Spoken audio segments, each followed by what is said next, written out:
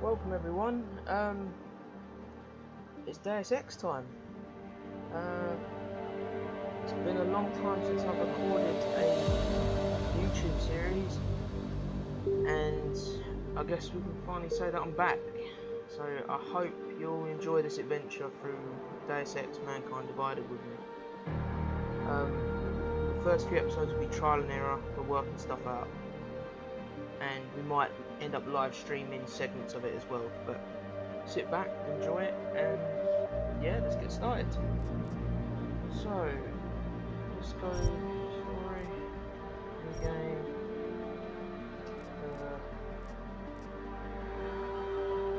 yeah, we'll go, give me Deus Ex. Yeah, alright.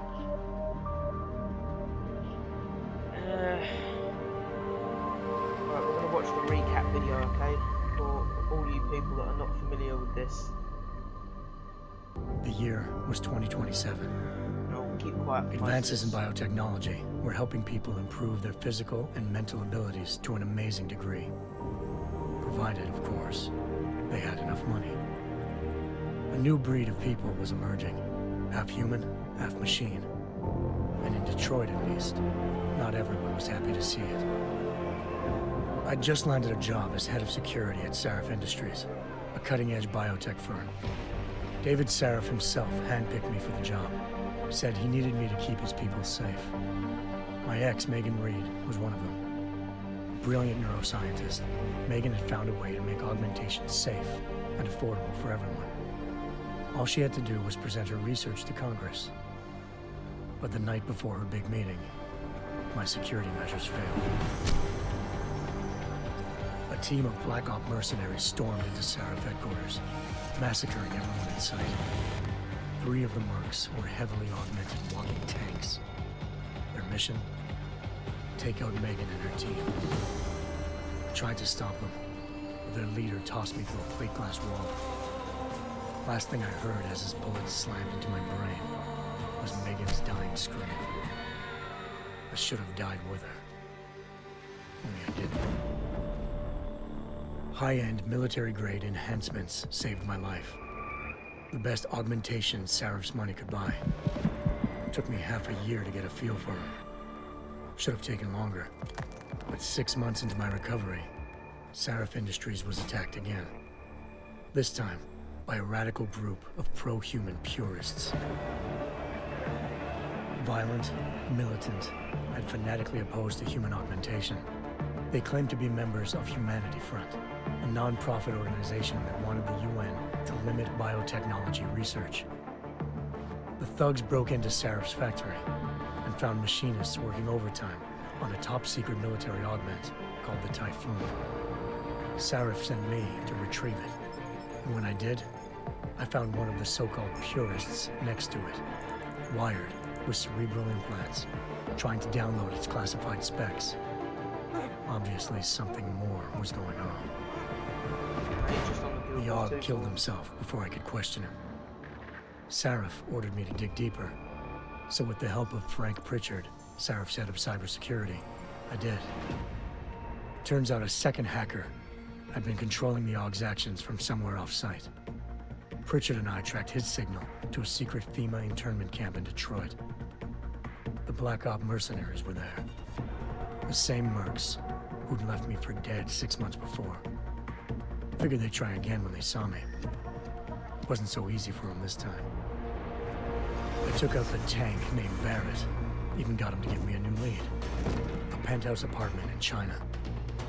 Of course, we both knew it would be a trap in the end.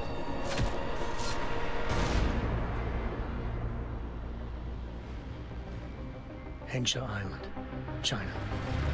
Home to a city so crowded, they had to build a second city on top of it. Trying to find clues in Hengsha wouldn't be easy.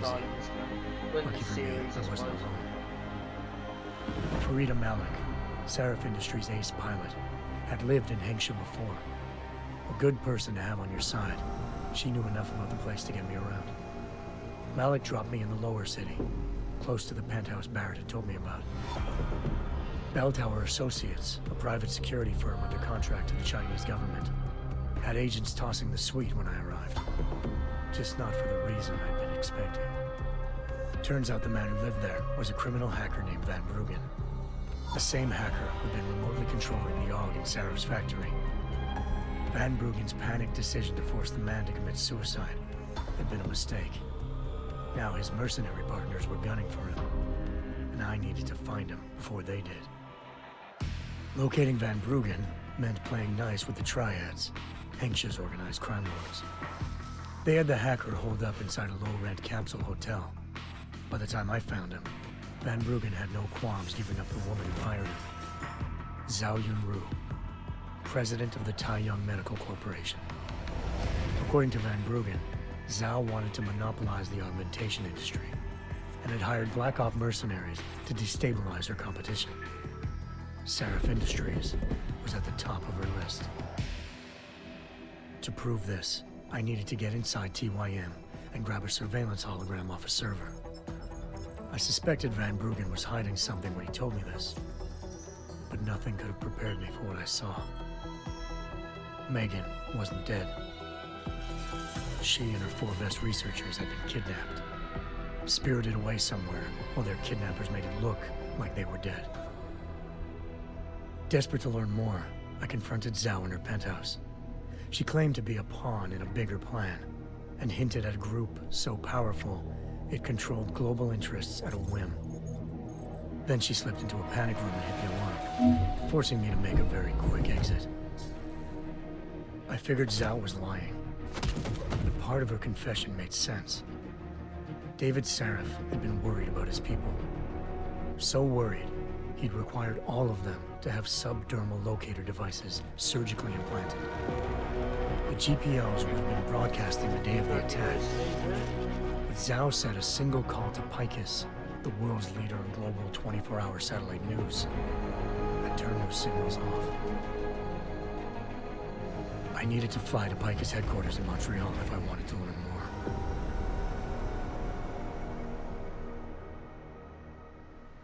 Eliza Cassan, Picus Communications' First Lady of News.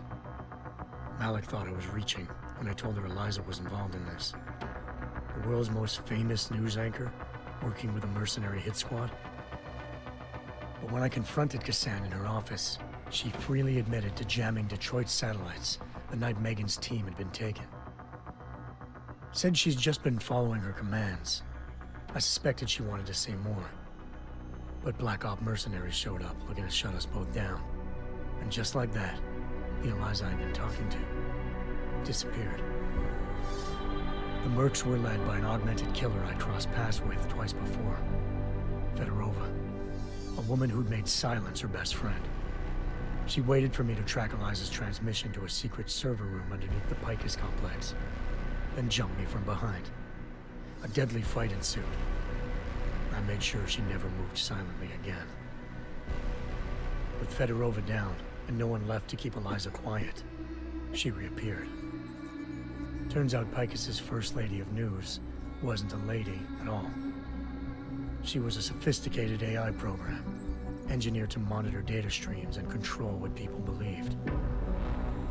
Eliza told me the Mercs had brought in a Humanity Front doctor named Isaiah Sandoval to remove the scientist's implanted tracking devices while Detroit's satellites were down.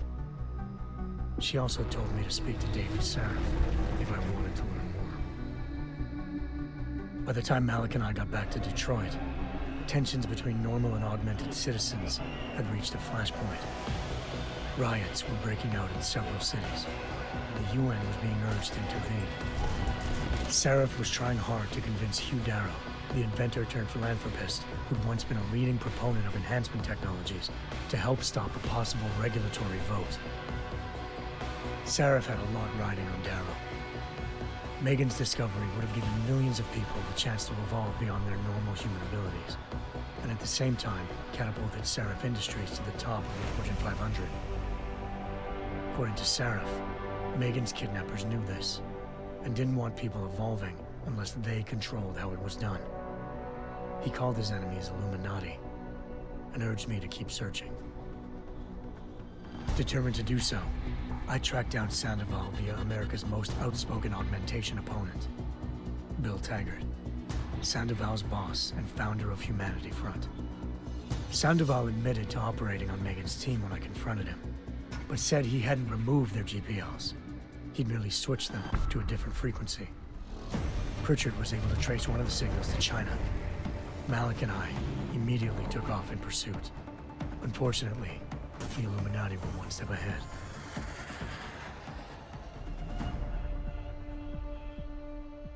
Ambushed. Shot out of the sky by Bell Tower Associates, seconds after entering Hengsha's airspace. Malik's piloting skills saved me.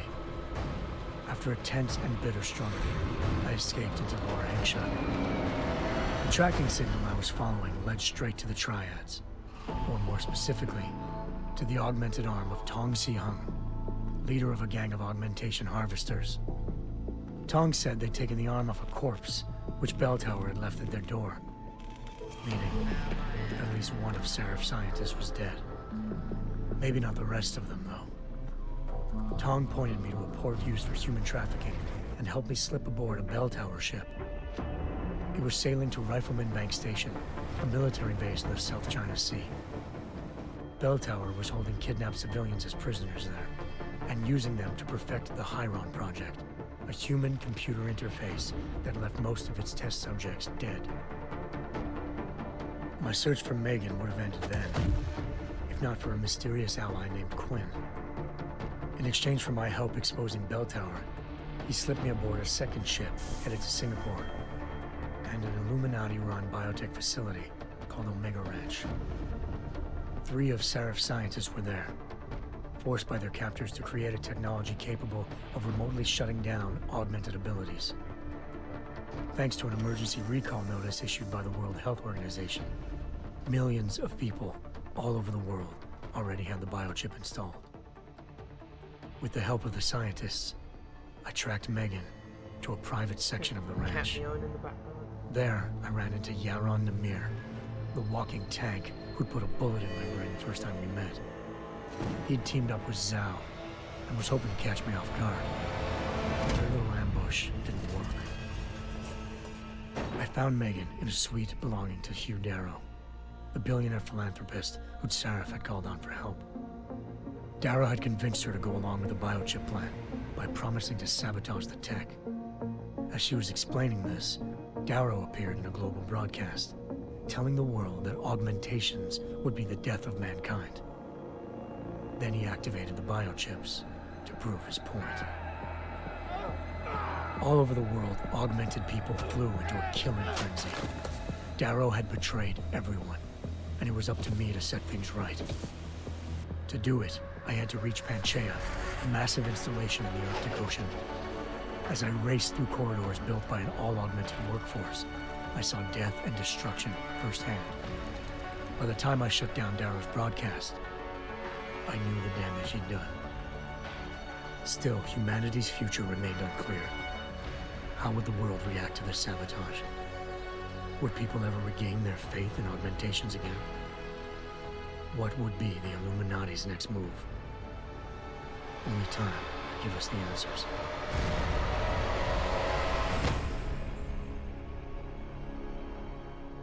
And there you have it, folks. That's the story of the previous game. So, we're all caught up now. Those of you that were not aware. Let's get into this. I'm sorry that bit took so long, but it's good to have it. I once thought I could save the world. Now look at it.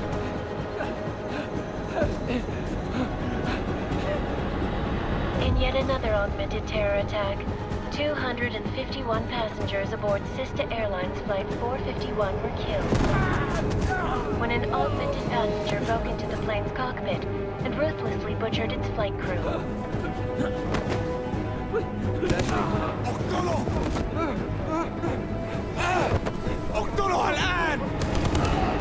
Details recovered from the black box recorder suggest that the man may have been suffering flashbacks to the AUG incident. That horrible day 2 years ago when augmented people all over the world flew into a psychotic killing spree, causing the greatest loss of life in recent history. Sometimes, you just have to let go. And embrace what you've become. Not gonna go all wonky on us now, Hansa, are you? Well, if I do, McCready, I guarantee you'll never see it coming. Agent Jensen! Am I gonna have a problem with you? No, sir. No reason to assume you would. Good. Because you are the only augmented operative on this team, and I intend to make good use of you. Listen up, all of you. We got a sandstorm barreling down our ass and we can't afford to make mistakes. We're going after this man, an arms dealer named Shepard. He's ex-Bell Tower, one of the Special Forces commanders who disappeared during the incident. And he's come out of hiding? That cannot be good. It's not. He's selling weapons and military-grade augments to terrorists. This is Aran Singh, the undercover agent who lured Shepard out of his hole. Best you see Interpol's got. For 3 years he's worked hard to get in tight with the Jinn, an Iraqi smuggling cartel that's infected the Eastern Hemisphere like a plague. Last week, our arms dealer sent a message to the Jinn, offering to sell them a shitload of black market merchandise dirt cheap. They told Singh to handle a buy. They're not gonna like it when Interpol disrupts their party. Singh's cover really that good? It is right now. We need to keep it that way. This is where the deal's going down. A half-finished high-rise hotel that's been abandoned ever since the incident. It's not a pretty picture inside. Let me guess. Most of the laborers were augmented with heavy-duty industrial rigs. So when the incident hit, and they all went schizo, things got gruesome real fast. And no one, except for some homeless junkies, have been inside the place ever since. So what's the plan, Director? Singh's meeting Shepard on the ground floor, inside the hotel's main atrium. He sent the bulk of his Jinn crew to the penthouse levels to secure a vantage point. I want McCready's team to take up positions overlooking the atrium and make the arrest. Jensen, you're going in solo from the roof. My objectives? Keep the Jinn from joining the party. As far as we can tell, only one route connects the atrium to the penthouse level, a halfway decent elevator shaft. Here. I want you to block access to it. Fine. Just cut me loose. Do you plan on relying solely on your augments for this one? I'd recommend taking a little hardware, just to be sure. Oh, here we go.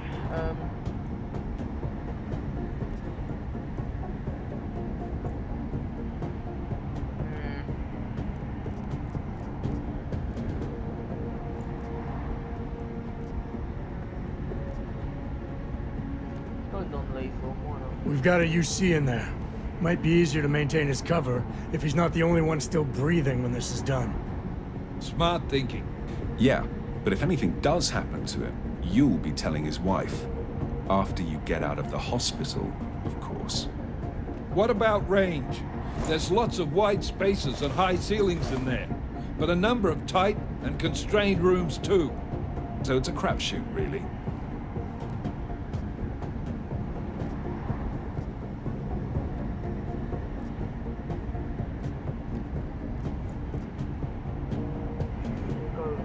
Never was one to play the odds. Give me something I can use up close. You got it. One last thing, Jensen. Singh said the Jinn are using some sort of portable Wi-Fi device to boost communications. He's got a better chance of maintaining cover if you disable it. We'll keep an eye out for it. But aren't we on the clock here? You said there's a sandstorm moving in. There is, and we got the intel on this mission at the very last minute. So we're scrambling a little. If it comes to it, your number one priority is keeping the Jinn out of that atrium. Copy that. Time to put away your happy thoughts, gentlemen. We're approaching the target building. You're up first, Jensen. Let's do this. Task Force Actual. This is Knife Leader. Engage Hush drives and descend to Angels 1-5.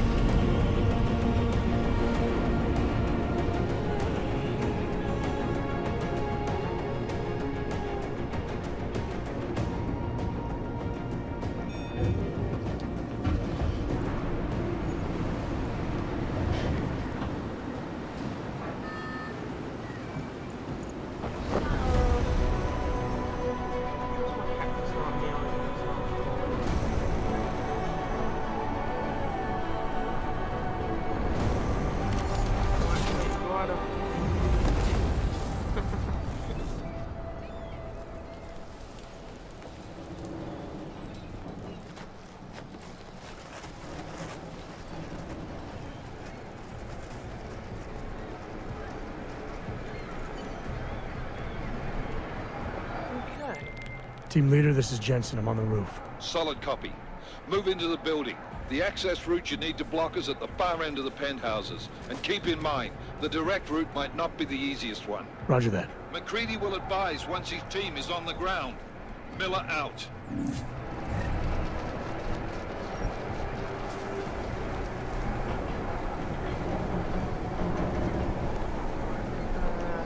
Let's get this going.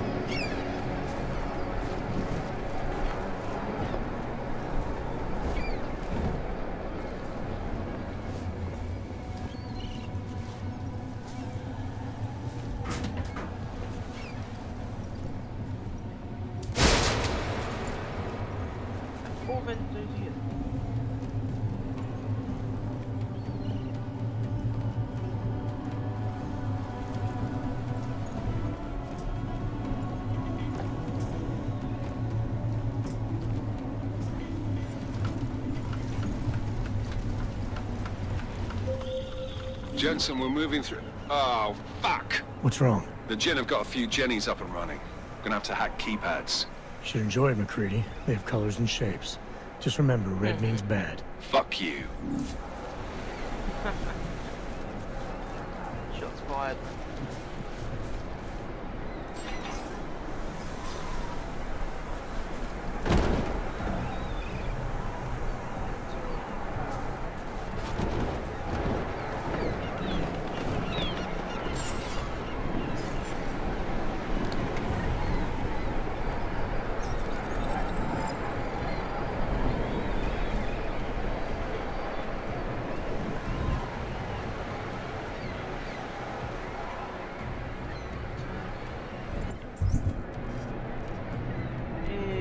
Boxed system for invents.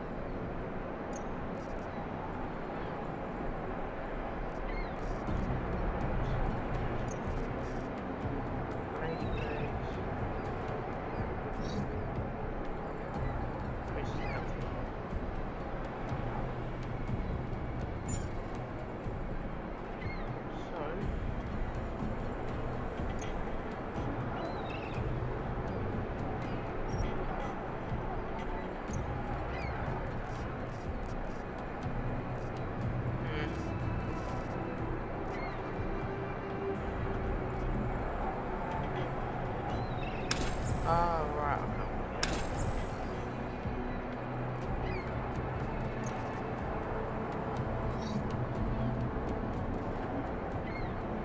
Sorry about this, folks.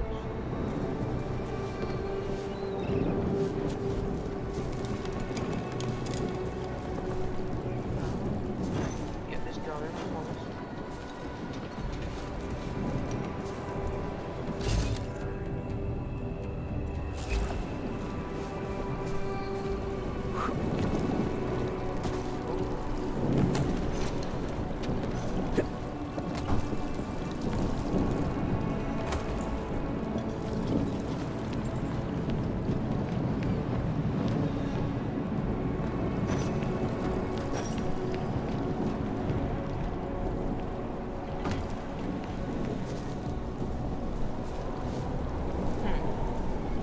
Wait, what? What?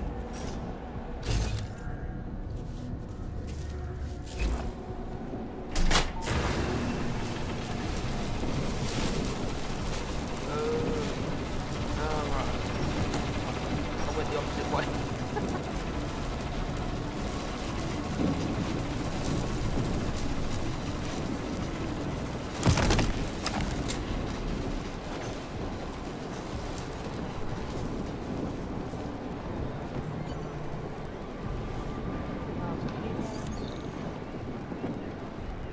Okay. Hey, the good old hacking minigame.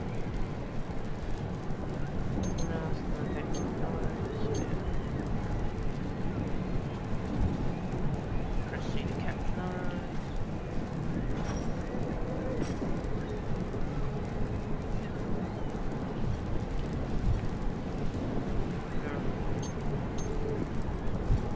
Stop. Where'd you stop?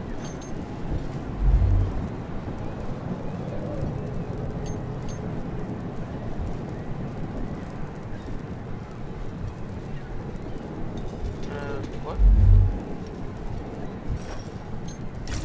No.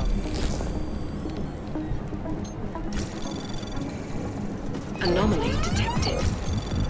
Trace program initiated.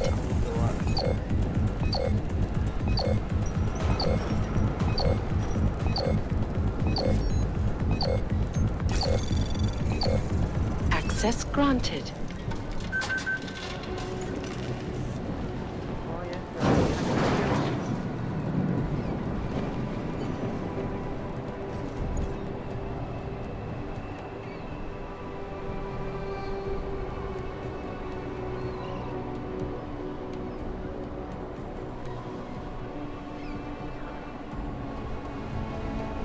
Damn squatters. I think that was the last one. احنا ما بدنا احد ثاني يحط هذه العمليه بخطر قبل ما يصل تاج. I'll do another sweep in the island, just to make sure. علمني اذا اي شيء طيب.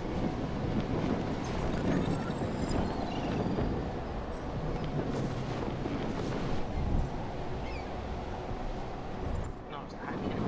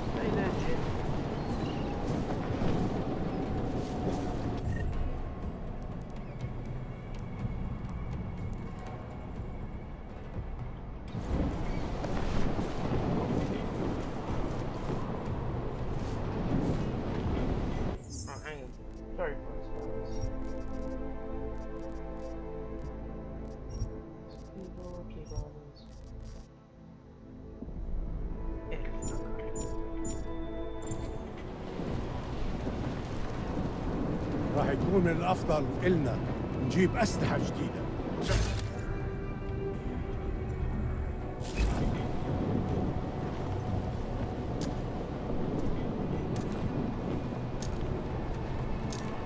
Oh, what the hell? Why can't I?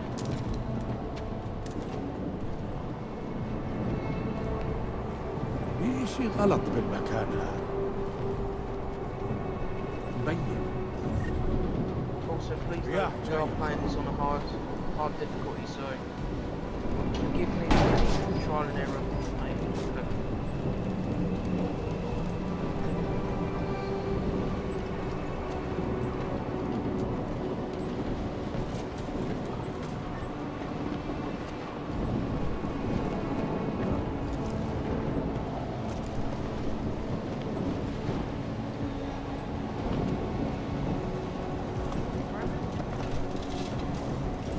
رياح بدأت تعصف.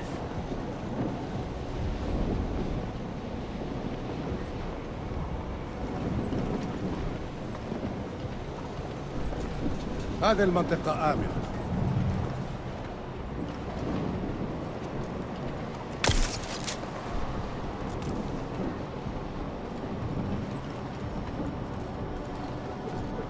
take the body.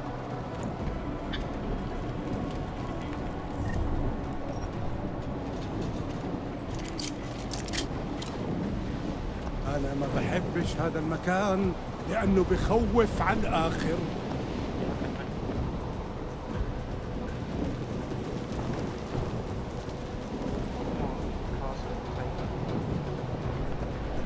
Come on, mate. Come on.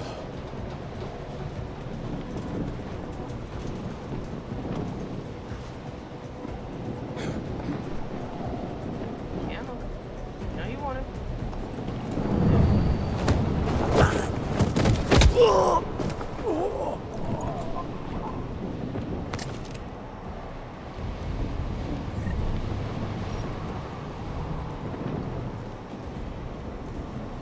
Right, I said the elevator's the way there, didn't I? So I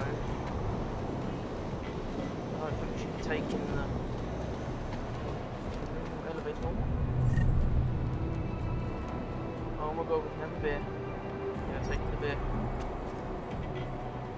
Horrible beer case.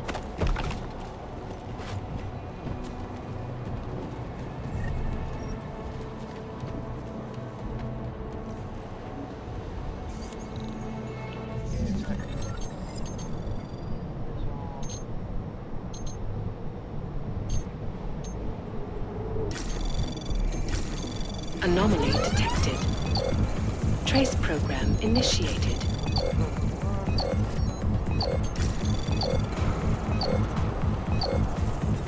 Access granted.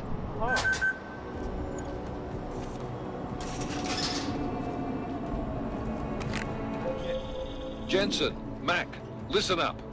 Doppler shows that sandstorm's moving in fast. It's big, and it's gonna hit us hard. God, I hate the fucking desert. Confirm visual? I can.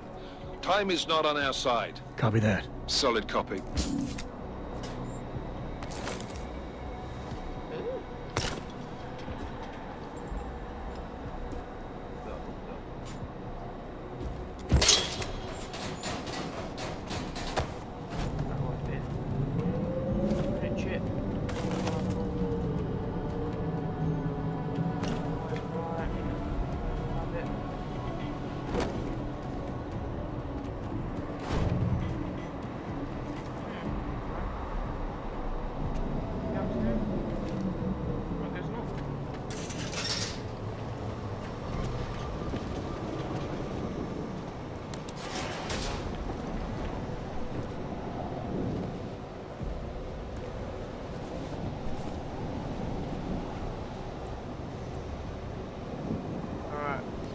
Rooftops. So we're gonna go.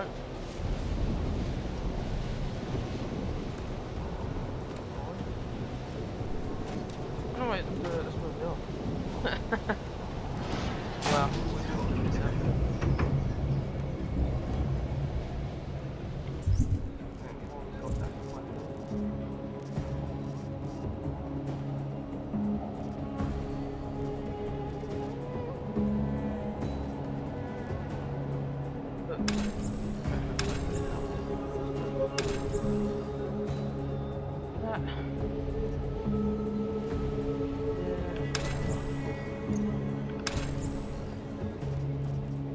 Actually, yeah, we're gonna do that one. Haha. Right, I think that's where we're gonna leave part 1. So I know it's very short, not short. Non-action packed part 1, but we had to get the recap and then get everything. But from here on out, we're gonna fly through. We're gonna do our best. There you go.